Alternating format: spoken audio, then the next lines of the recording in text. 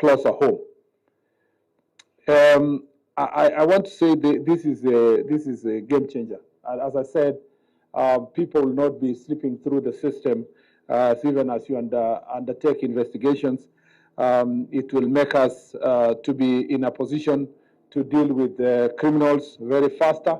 But also, just imagine, we were with some citizens who had come to queue, and they knew that they were coming to apply their, they had already applied their police clearance certificates online.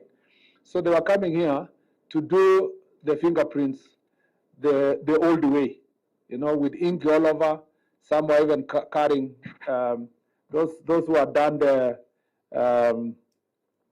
nails, fingernails, were coming with very important wipes to take care of their fingernails and fingers. And they were hoping that they will get their clearance certificates in the next 2, 3 weeks, 1 month.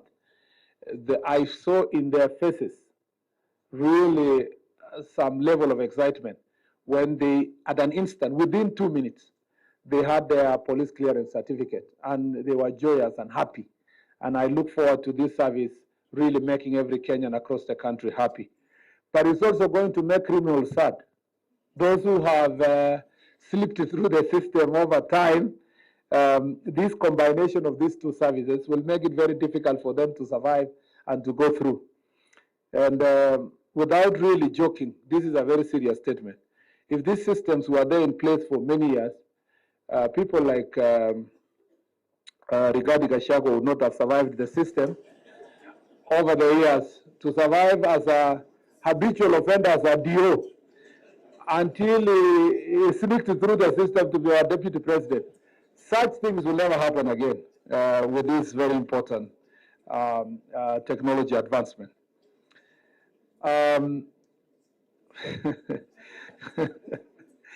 This accreditation means our chain of custody for evidence now meets international standards. Evidence will be collected, stored, and presented properly, which means stronger prosecutions and more convictions from our courts.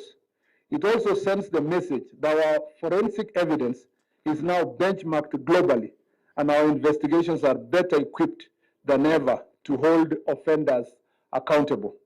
It also positions Kenya as a regional leader in forensic science and sends a strong message to criminals. Our investigative capabilities are stronger, and our justice system is increasingly equipped to hold offenders accountable. We have made progress in other areas too. Our chemistry, biology, bomb disposal, and cyber and digital forensic units are working towards similar accreditation. We are deepening our partnership with ANAP, ICITAP, and other international bodies. It is gratifying to know that these reforms, while a result of benchmarking with best practices, are Kenya-owned and Kenya-led, built around our priorities, which are digital transformation, professionalism, and governance based on data, not guesswork. Where are we headed to? 3 principles will guide the future policing in Kenya. First is technological sovereignty, including systems like the multi-biometric identification system that give us real-time intelligence while keeping citizens' data safe. Second is professional excellence. This means holding every forensic and investigative function to international standards, so justice rests on evidence, not influence. And third is service that puts citizens first, using technology to cut red tape and build public trust in the police. We will not stop until every police station, every investigator, and every forensic unit meets these standards. The ministry will keep providing the policy direction, the budget, and the coordination needed to keep this going. To our development partners, please keep working with us. And this will make really the more difference. To ANAP and ICITAP, thank you for believing in this vision and standing by us. To the men and women of the National Police Service and the DCI, thank you for your professionalism. You are making Kenya safer. And to the people of Kenya, this belongs to you. It reflects a government that listens and delivers, and one committed to building a modern, professional, and accountable security system that serves every citizen with efficiency, integrity, and fairness. What we celebrate today is one milestone in a longer journey. More accreditations are coming. More systems will be upgraded. More reforms are already underway. Let me just give you a brief preview of what we are planning to do.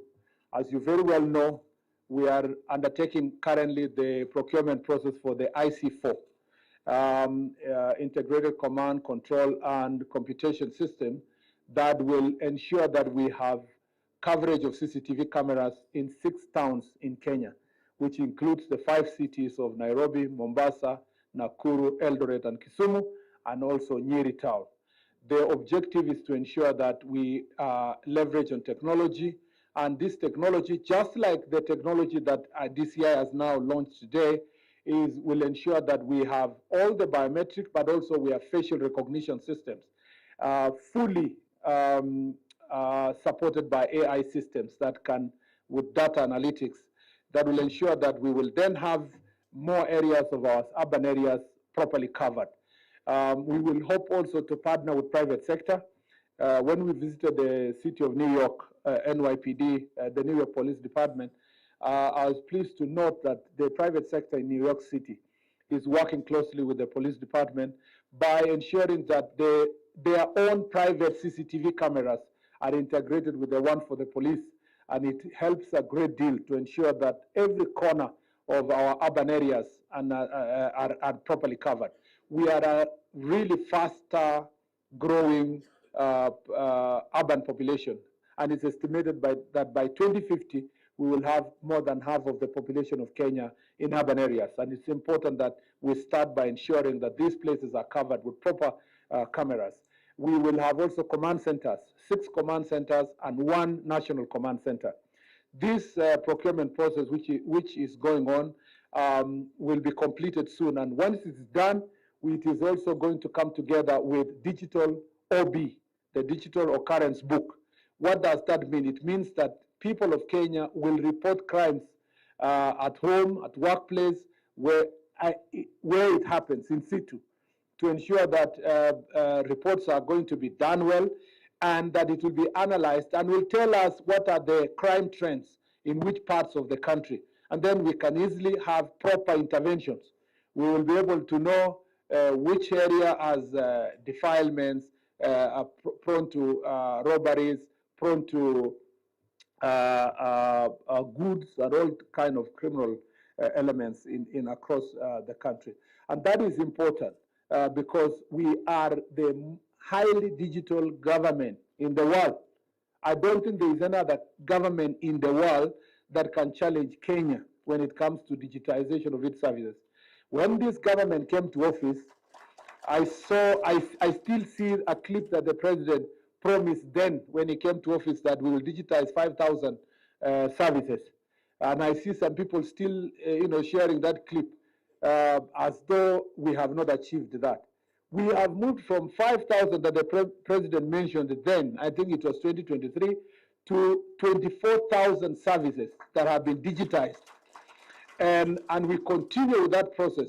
And that is why you saw the other day, to protect these services and to protect citizen data, we have established a national cyber security agency that is now, it is now properly anchored in law, passed by cabinet, anchored in law, and we are in the process of establishing the staff that are going to serve in that very important department. I tell you that with these services, and we are going to put all the police stations to have CCTV cameras so that we can be able to monitor service delivery in the police stations.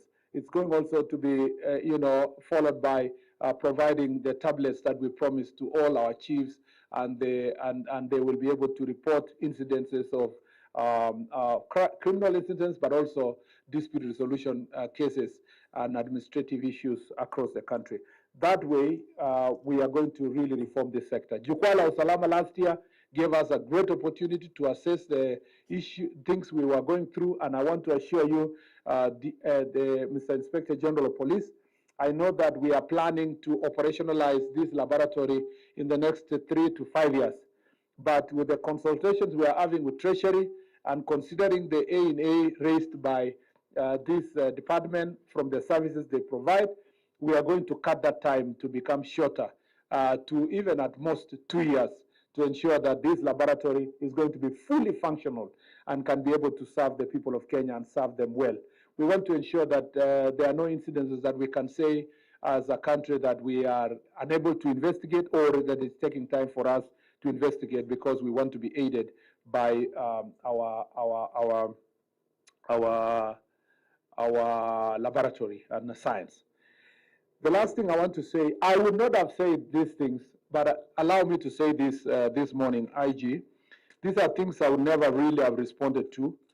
Had it not been that some Kenyans take some of these reckless statements made by former leaders and leaders out there. First of all, I want to tell you, IG, that I have full, let me say, very full support and faith in your leadership of the National Police Service. I believe you are competent, properly identified by His Excellency the President, that you were vetted by Parliament, and since you assumed the office as the Inspector General of Police, you have carried out your duties with dignity, with honor, with respect to the citizens of Kenya, and respect of your office. You have not, there is no pending impeachment motion against you. It means that as the IG of the Republic of Kenya, the people of Kenya have faith in you. No petition has come in that you should be impeached or removed from office. And I want to say that your neighbor, your village neighbor, who was a former deputy president and who was properly impeached and voted out of office by both National Assembly and the Senate, and affirmed by the High Court, has always come for you, and always disparate your capabilities and your office. I must tell the people of Kenya that we have a very competent IG who is fully in charge of his work, and the work of the National Police Service is moving forward.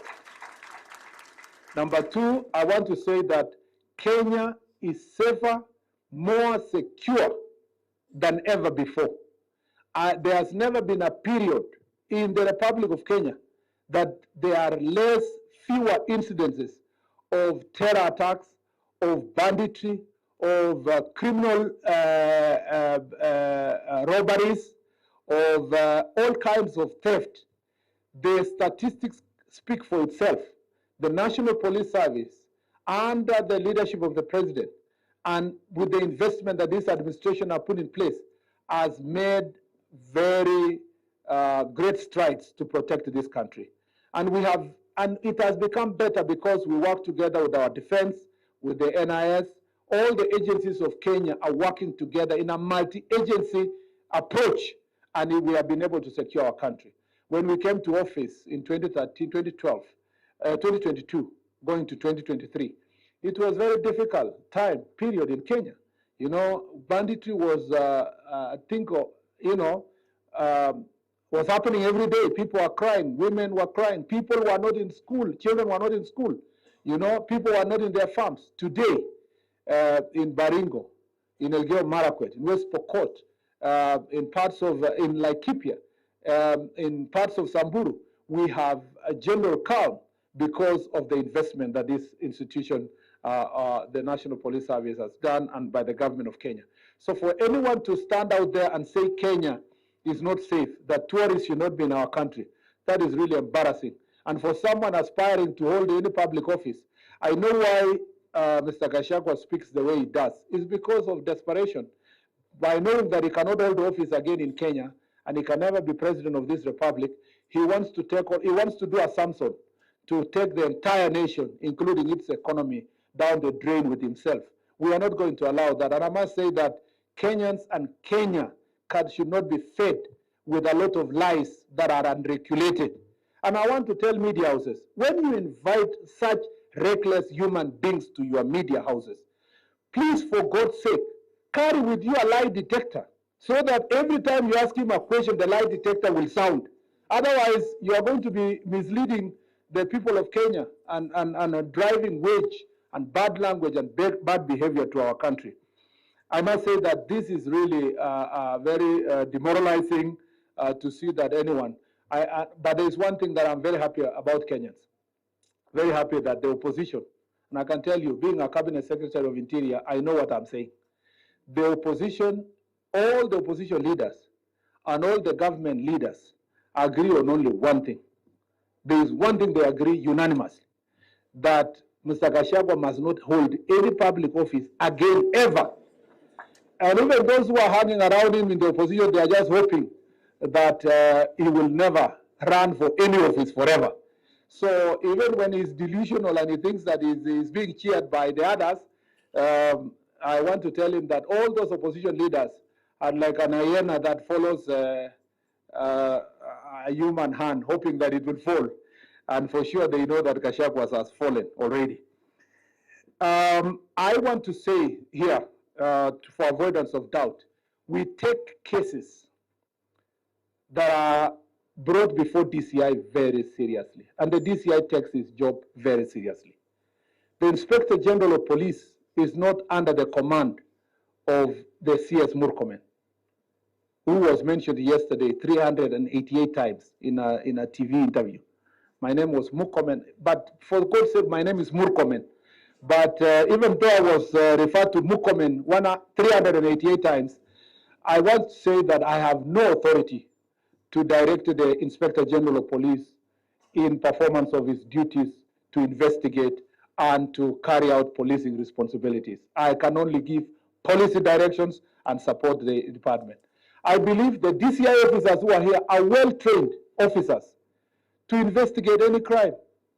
And so for anyone to say that 68 women were raped in Olkalau by police officers and that it has not been investigated and that they have not reported to any police station, that is really serious. And for him to go further now to perpetuate his lie that those 68 women were treated in private hospitals and released to go home, I would like to ask all those private doctors in private hospitals who purportedly treated 68 people to report all those cases to DCI and to the necessary institutions, if not DCI to IPOA, if not IPOA to Kenya National Human Rights Commission, so that we can take any person who has committed any crime to task. And if not, those who are making those reckless statements must be held into account, not just by the police, but by the people of Kenya. Not just by people of Kenya, by media houses. It is shameless that media houses can sit there knowing that somebody has lied, using our women and our daughters and our sisters to do cheap politics. And the media houses just allow them to go scot-free and report happily about things that we know that it is absolute lie. I want to say that we respect the DCI's office and we believe that he is doing the job that he is supposed to do. Let me also finally say that there is nothing I have had, no, that's second last statement. I have had the same reckless people say that they are receiving intelligence from the police and NIS, and they are more briefed than the president because he says that he's idle, so he's able to get briefed. First, let me say this. There is nothing secret about policing. Everything that the National Police Service does is done in the open, whether investigations, whether it is transfer of officers, whether it's disciplinary process. So there is nothing private or secret that someone can go out there and say, I receive intelligence or I receive private. Everything we do is open and it's for the people of Kenya, including criminals and wayward people and impeached people. All of them deserve to be treated and served by people of Kenya openly. So there is don't drive a wedge between police officers and from one community to the other just to appear to be receiving clandestine information. There's nothing clandestine. Everything we do it openly, and every Kenyan deserves to know what is being done in Kenya and being done openly. The question of goons, which has become a subject. I must assure the people of Kenya that this issue of goons and goonism is not as bad as being exaggerated. It's actually hyped around politics and politicians. And all these politicians have had bouncers, bodyguards, so-called bodyguards in quotes, that have from time to time get converted to goons. In 2024, yes, when the protest happened, we know that very well that some politicians, including the impeached deputy president, who actually, grounds of impeachment was the utilization of those goons to cause violence, including invasion of parliament. Those mobilized people to go and invade parliament. And parliament was attempted burning of parliament, attack of people businesses. At that point in time, bishops, whom I have seen them speak yesterday and the day before, came out in public. They took those attackers, some of the goons, to their churches, paraded them, and they said, we want to protect our children. That time, when the National Police Service took action, remember that in that period of time, 2024 and 2025, over 3,000 goons, the process of 2024 and 2025, over 3,000 goons were arrested. What happened? The courts released them with a paltry sum of 2,000. Some were personal bond, some were 200 shillings, 500 shillings, and so forth. Now I'm happy that the bishops have come, they have turned around. They want goons to be dealt with. And I'm happy, bishops, that you are now not defending them as your children.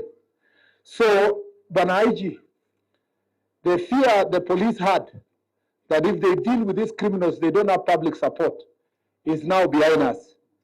Deal with these goons ruthlessly, because now we have public support from all quarters, including the religious sector that was shielding these goons in churches and calling them our children. I'm happy that there is a national consensus that this issue of goons must be dealt with. And the way it has been dealt with in Busia now, things are calm. Kitale was dealt with ruthlessly. Things are now better. The ones that were operating in the ones that banned courts in Kikuyu, in Nyeri, supermarkets in Nyeri, in Meru, I'm happy that we arrested and charged them. We arrested a member of parliament of DCP that time and charged him for terrorism. All these people came public and said, oh yeah, we are harassing members of parliament. Don't forget that we have been taking action. Don't lie that we have not been taking action. It is you who have been politicizing. We now want to have a national consensus with politicians that, regardless of your political side, when we deal with goons, don't come out and say that I'm a member of this political party, I'm of government, or so forth. The Inspector General of Police is properly directed from a policy perspective to ensure that all these people are dealt with ruthlessly to ensure that this country is safe. DCI officers who are sitting here, you know your job. Please do your job. Do your job. Protect our country from all these criminals. You now have the technology. We are supporting you. We want to buy more equipment. It is your duty now to make our country safe by dealing with these criminals and deal with them ruthlessly. Lastly,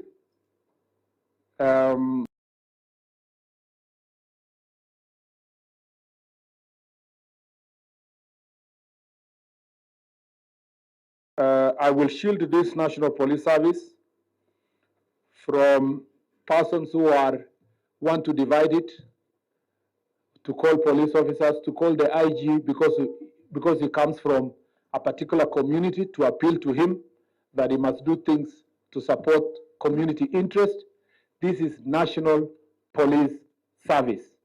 The idea of profiling the IG based on his ethnic background and trying or attempting to divide police service based on ethnic loyalties, I want to tell you that that will not be condoned.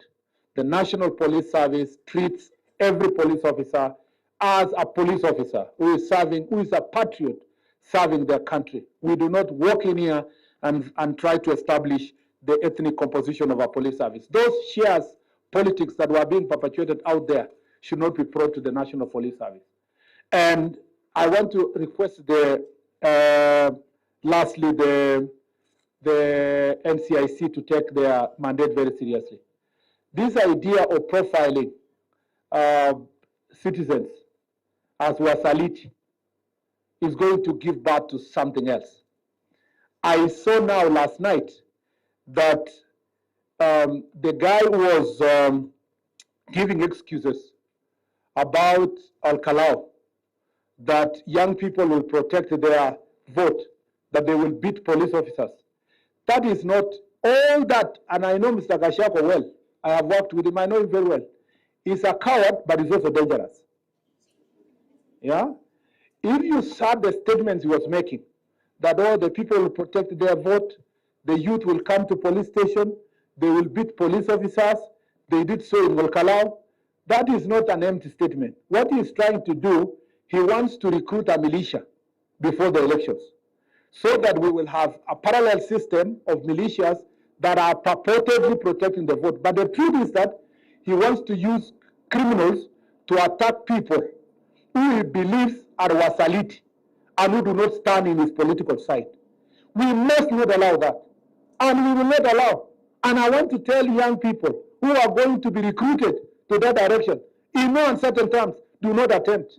It will be very difficult for you to operate in Kenya as a militia, trying to pretend to be a vote protector. We will come for you and we will come for you ruthlessly. And to Mr. Kashako, I want you to see me on my face. You know me. That's why you are panicking around and you are mentioning my name 388 times. Try your jokes and you will see. Thank you very much.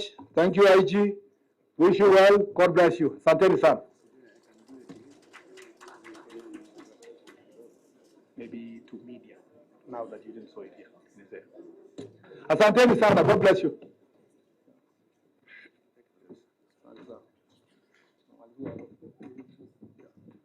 Thank you so much, sir. May I request, sir, that we get seated? There's still one or two more things to do.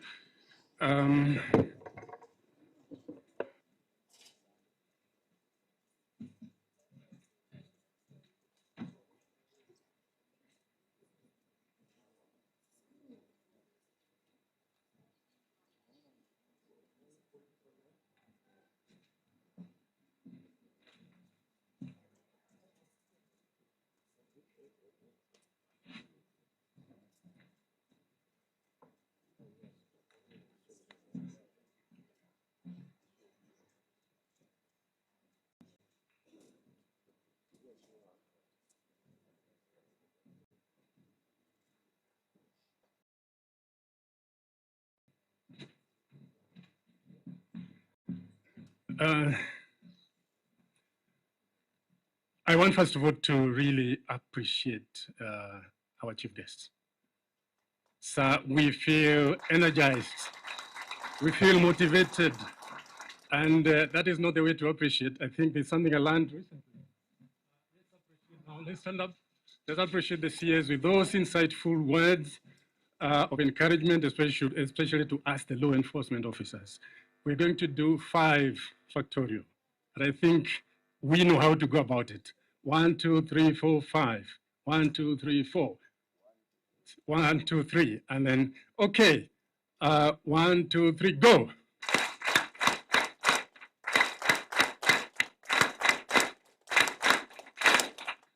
Thank you. Get seated. CSR, we still have 1 or 2 more things to do so that we can kindly release you. We will appreciate if you launch officially the MB system, and just by a mere statement, you officially launch the system so that now we can officially begin to utilize it. The young man? Yeah, just a mic, you give him the mic. And then colleagues and members who are here will upload and relate and all that. to mark the launch. It is now my greatest privilege, honor, duty to officially launch the MBIS system. Thank you, sir. Thank you. It's official launch. Thank you. Thank you. Thank you.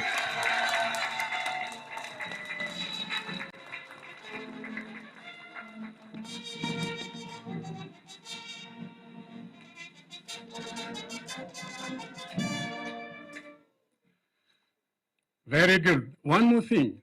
In front of us, to cap it all, is a cake. And I know most of us have been salivating, wanting to taste it. And this is the moment. So, sir, I will ask the cake matron very quickly to come and take us through the next process. Very quickly. Take the shortest time possible.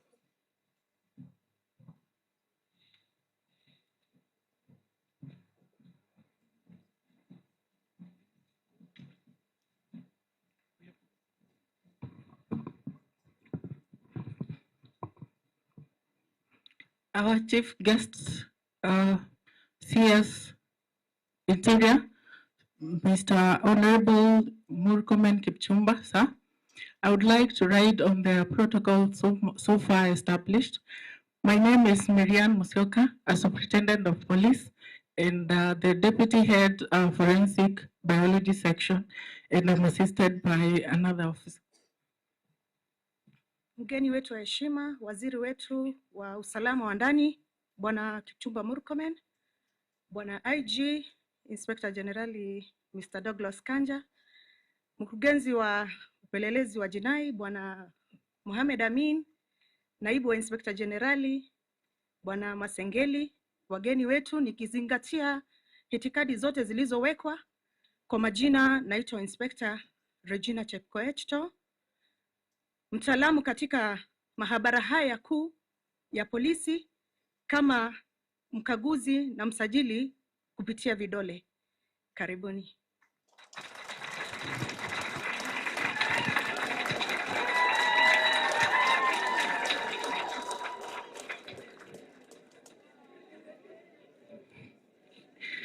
Sir, we reach a key moment, that is the cutting of the cake to commemorate the ISO certification of the Forensic Evidence Management Unit and also to launch the multi-biometric information system, sir. Sir, this commemoration is heavy with a lot of motivation. It is heavy with a lot of hope, and it is heavy carrying the future of the National Police Service and especially the Forensic Department. Sir, this cake, sir, it is a quiet testimony, just like forensic evidence, of the coordination, cooperation, and the serious coordination from the different agencies and the FEMU and the forensic fingerprint section, sir. Sir, this cake and this certification, it is a commitment. It is a renewal of a commitment to support and push the wheels of the criminal justice system, and especially with the core value of integrity, and to serve the public with a new and renewed energy, sir.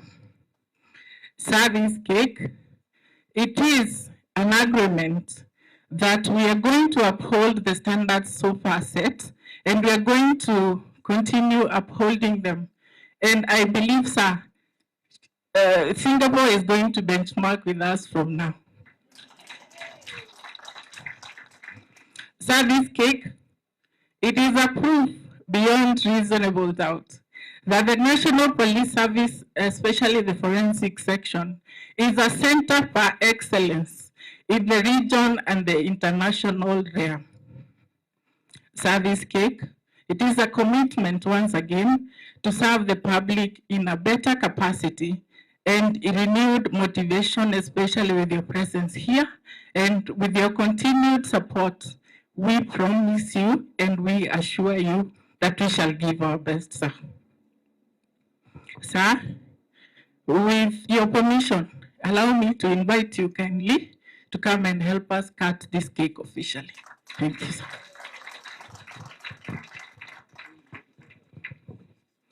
Just a reminder, sir, this cake has been forensically and scientifically tested. It is approved for human consumption.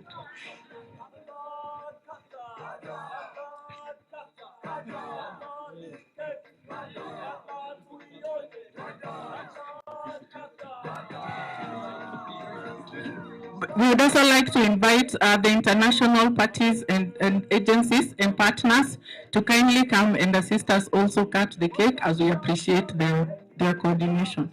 Thank you. We shall cut the cake forensically at the count of 3.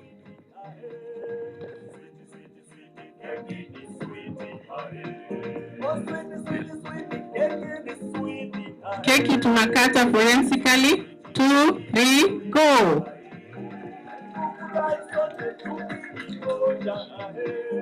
Our band from the other side.